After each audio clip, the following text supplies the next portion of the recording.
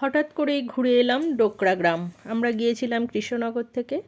সকাল 8টা 7:30টার সময় আমরা বাইকে রওনা দিয়েছিলাম, আর বেলা 11টার মধ্যেই আমরা পৌঁছে গেলাম। আমাদের ফার্স্ট গন্তব্য ছিল এই ডোকরা গ্রাম, এবং গিয়ে এখানকার যে ডোকরার যে এই সব জিনিসগুলো সেগুলো তৈরি কেমন করে হয় সেগুলোও আমরা দেখলাম।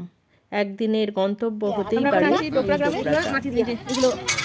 সেটা ছাই দিয়ে মাটি তুলবে, এই যে এটার ভিতরে মাটি আছে, দেখি দেখার পিতল আছে।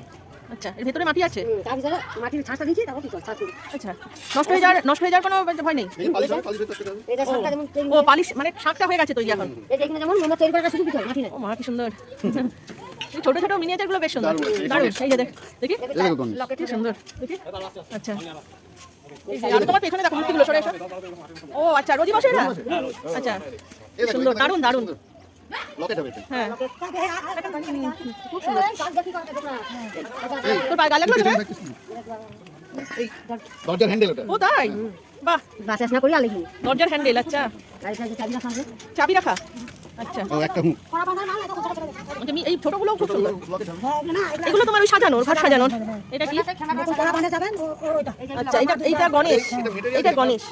ভিতরে ঘুরো গণেশ। ও দালামাটি ভাঙা, ওইটাকে গলিয়ে ছাতা দিয়ে আছে ওখানে। আচ্ছা আচ্ছা, ছাতা নিয়ে আছে তাই তো? এই যে শিব না? দেখি শিবটা, এই যে কি সুন্দর।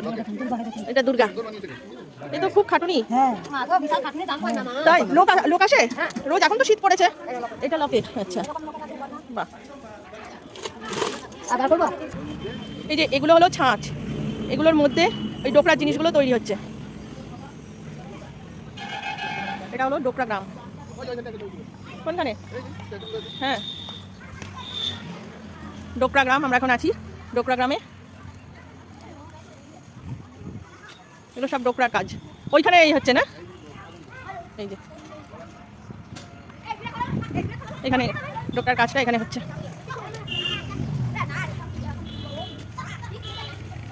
এর মধ্যে গলা ভিডিও করতে হবে, দাঁড়াও, ছবি তুলতে হবে। এই স্ট্যাচু দাঁড়াও দাঁড়াও।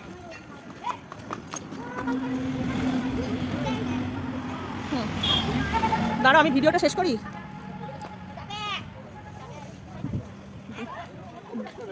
হ্যাঁ, একটু সাজিয়ে গুছিয়ে রাখলে মানুষের ভালো লাগে। এই ডোকরা গ্রামে ঢোকার গেট এটা।